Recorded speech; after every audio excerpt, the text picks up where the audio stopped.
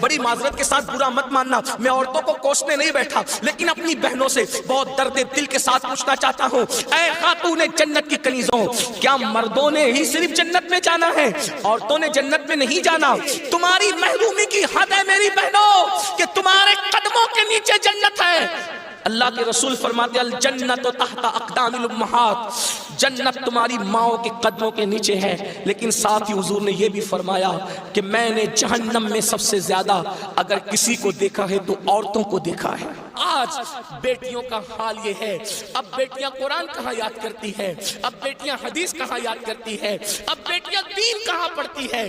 یہ تو گانے سنتی ہے، یہ تو سیریل دیکھتی ہے، یہ تو فلمیں دیکھتی ہے۔ اللہ اکبر! قوم کی جو بیٹی بالغ ہونے سے پہلے سیریلوں میں بھاگنے اور بھگانے کے مناظر دیکھے گی، قوم کی جو بیٹی جوانی کی دہلیز پر قدم رکھ کر فلموں میں زنا کے مناظر دیکھے گی، پھر وہ گندگی نہیں کرے گی تو کیا کرے گی؟ وہ جرائم نہیں کرے گی تو کیا کرے گی؟ اے خاتون جنت کی کنیزوں، جب جب اللہ کے دین کو تم پیٹ کے پیچھے ڈالو گے تمہیں رونے کو مزدور نہیں ملے۔ اور آپ جانتی ہیں یہ سیریل اور گندی فلموں کا نتیجہ ہے کہ بچیاں کسی اور کا ہاتھ پکڑ کر چلی جاتی ہیں، معاشرہ اس کو دھتکار دیتا ہے، پھر وہ ایک دو بچوں کا باپ بن کر کے اس لڑکی کو دھوکہ دے دیتا ہے، پھر جب وہ لوٹ کر آتی ہے تو نہ ماں باپ قبول کرتے، نہ بھائی قبول کرتے، نہ خاندان قبول کرتا ہے، اور وہ ظالم تو دھوکہ دے ہی چکا ہے۔ علم کی بات چل رہی ہے، رسول اللہ کی نواسی، جس طرح سے امام حسن کے کان میں، امام حسین کے کان، قرآن اگر کسی نے کیا ہے تو وہ سیدہ زینب پاک کی ذات ہے۔ صرف 7 سال کی عمر میں سیدہ زینب نے حافظ قرآن کیا تھا، آپ قرآن کی حافظہ تھی۔ اللہ اکبر! آپ کو حیرت نہیں ہونی چاہیے، اللہ سیدہ زینب نے صرف 7 سال کی عمر میں قرآن کا حفظ کیا ہے، اور قرآن کی اکثر صورتیں آپ نے اپنی امی سیدہ فاطمہ کے ذریعے سے حفظ کیا ہے۔ اللہ اکبر! اور قرآن کا سب سے پہلے درس دینے کا کام کوفہ کی سرزمین پر سیدہ زینب نے کیا ہے۔ یہ رسول اللہ کا خاندان ہے۔ ام المومنین سیدہ عائشہ صدیقہ وہ خاتون ہے کہ اللہ اکبر، عورتوں میں سب سے زیادہ اگر کوئی حدیث روایت کر رہا ہے تو وہ سیدہ عائشہ صدیقہ کی ذات ہے۔ اور آپ مفتی 4 ملت ہے۔ اصحاب میں جب کسی مسئلے پر اختلاف ہو جاتا تو لوگ کہتے چلو ام المومنین کی بارگاہ میں ان سے پوچھیں گے۔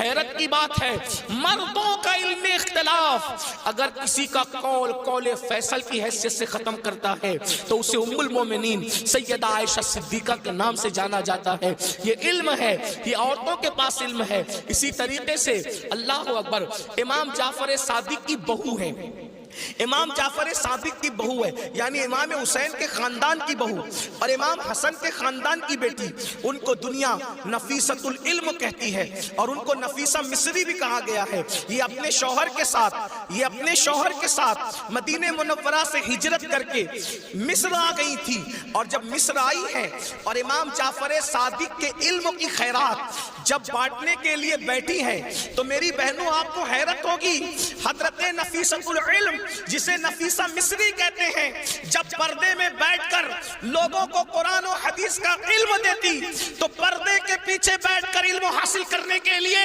مجتہد مطلق حضرت سیدنا امام شافعی جیسے لوگ آیا کرتے تھے اور ان سے علم حاصل کیا کرتے تھے۔ یعنی ہمارے یہاں اسلام میں عورتیں ایسی تھی کہ اتنے بڑے بڑے مرد جو ہے عورتوں کے پاس آ کر کے اسلام حاصل کرتے تھے، علم دین حاصل کرتے تھے، اسلام کا علم حاصل کرتے تھے۔ پردے کے پیچھے سے گویا کہ نفیسۃ العلم نے، نفیسہ مصری نے ام المومنین سیدہ عائشہ صدیقہ کی یاد کو تازہ کر دیا تھا۔ میری بہنوں آج وہ کہاں گیا معاملہ؟ آج تو عورتوں کا مطلب زیورات سے محبت، عورتوں کا مطلب نئے کپڑوں سے محبت، عورتوں کا مطلب شادیوں میں شرکت سے محبت، عورتوں کا مطلب بازار میں گھومنے سے محبت، عورتوں کا مطلب جو وہ فلموں سے محبت۔ عورتوں کو دین سے تعلق کیا رہ گیا؟ بڑی معذرت کے ساتھ برا مت ماننا، میں عورتوں کو کوسنے نہیں بیٹھا، لیکن اپنی بہنوں سے بہت درد دل کے ساتھ پوچھنا چاہتا ہوں، اے خاتون جنت کی کنیزوں، کیا مردوں نے ہی صرف جنت میں جانا ہے؟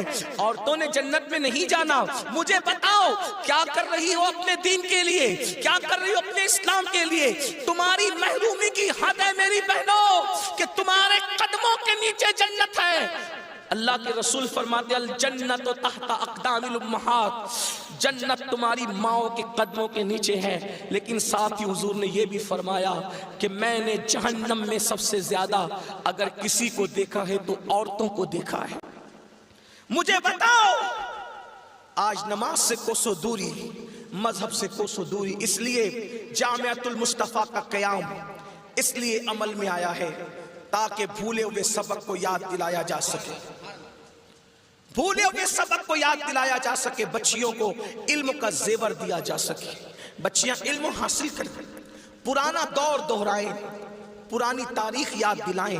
لوگ کہتے ہیں تاریخ اپنے آپ کو دہراتی ہے، دنیا آج کہہ رہی ہے بیٹی بچاؤ بیٹی پڑھاؤ، 1450 سال پیچھے ہے دنیا اسلام سے، دنیا آج کہہ رہی ہے بیٹی بچاؤ بیٹی پڑھاؤ۔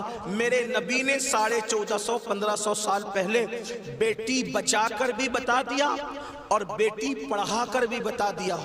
اللہ کے رسول نے بیٹی بچایا تو ایسے بچایا کہ بیٹیاں ان کے آنے سے پہلے زندہ دفن ہوتی تھی، مگر ان کے آنے کے بعد بیٹیوں کو دفن نہیں کیا گیا بلکہ بیٹیوں کو ماتھے کا جھومر بنایا گیا۔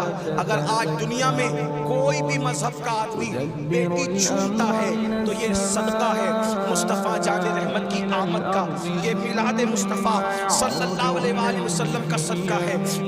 كان مقداره ألف سنة مما تعد